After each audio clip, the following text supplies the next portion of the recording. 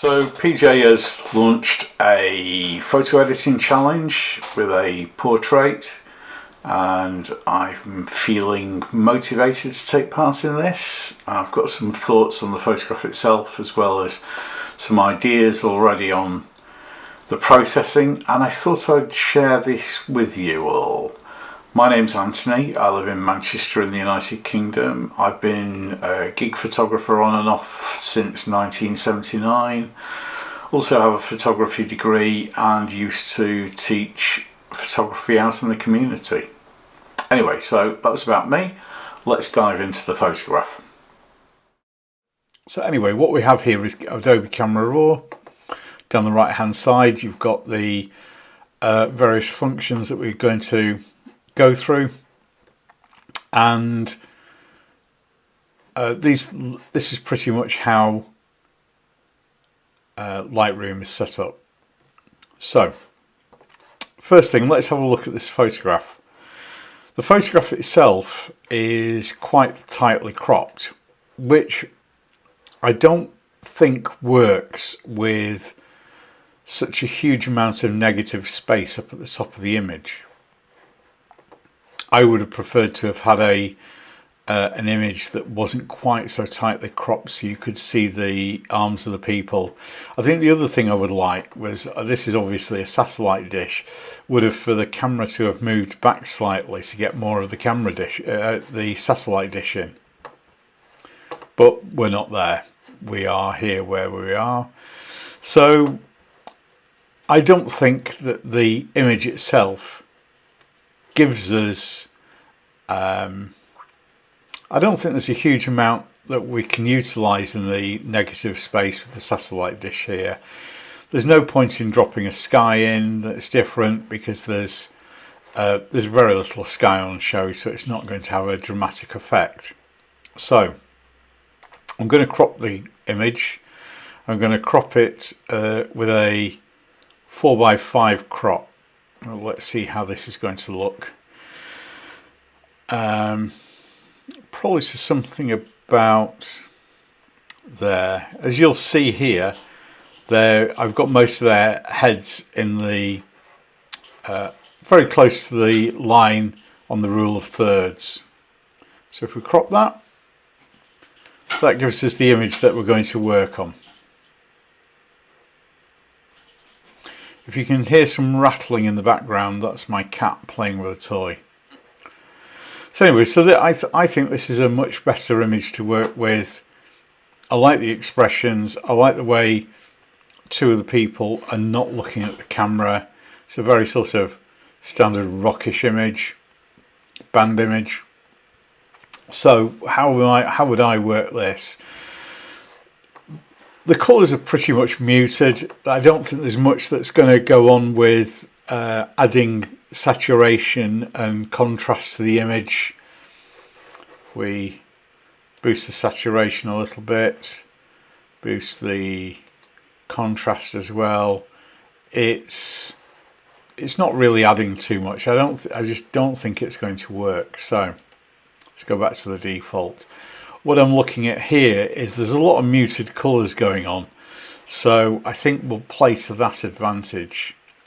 So what I'm going to do is first of all increase the temperature of the image to about, I think I'm going to go to about 10,000 with this.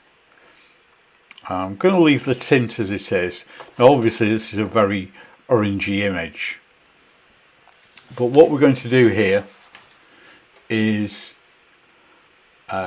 increase the exposure a little. See if we get how we get on there. It's a little bit brighter. I'm going to check. I am going to increase the contrast only to about 20. Going to pull down the highlights. Let's see how far are we going to go down with this. Probably to about here. -35. Increase the shadows.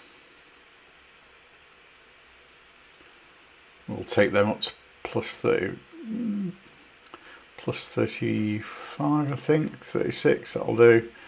We're going to pull down the whites because we don't want it to get blown out, and pull down the blacks as well.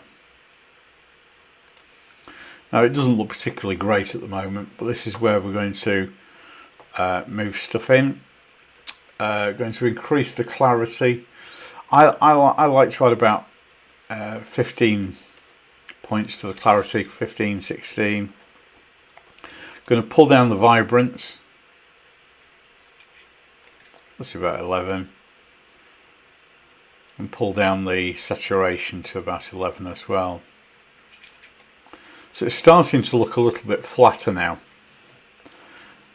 Probably how I want it to look. I think I'm going to increase the exposure a little bit as well. Yeah, that looks good. So moving on to the curves, this is where we can start to make it look a bit flatter, a little more washed out. So by pulling this line up, pulling this one down, as you can see we're starting to reduce the tone in the image, and it's starting to have a little bit of a whitewash effect. I think I'm going to reduce the exposure on the image a little bit. There we go. There's nothing in the detail tab that I'm going to deal with. HSL and grayscale. I'm going to reduce the oranges. So I think it's a little too orange. So pull down the oranges to about -23. But I'm going to increase the reds because the guy's hat here has got some red in it, and you also don't want to lose any colouring much from the lips. And I think +14 will work just about right for that. There's no split toning going on, no lens corrections, and I always add a little bit of a vignette to my images to try and pull you into the image itself. So set that to about 20. This will be a dark vignette on the corners. And as you can see, there's not much sky here now. So going back to the tone curve, I think I'm going to pull that up a little bit more and pull this down a little bit more so it's a little bit flatter.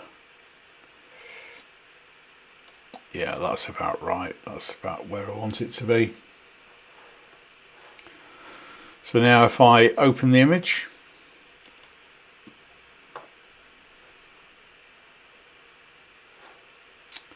right, so if I increase the size of this, so if it fills the image a little bit better, what I'm going to do is just tidy up a couple of little bits here using the spot healing brush. Get rid of these bits in the dish itself, just to make it look a bit tidier. I think those were a couple of dust spots, not sure. Is that one? No. And that's about it. I think that's pretty much how I would present the image. This isn't really my style, but I think it works considering the colouring, the grey colour of this top, there's some brown in this one, and the white, again grey and black. I think this works well for this particular image. So those were my thoughts and edits of the photograph. Let me know what you think. Did you like it? Did you not like it? Did you like my explanation or not? Let me know, and we'll see you in the next one. Take care, thanks for watching, and big thumbs up to PJ as well for organising this. Appreciate it. See you now.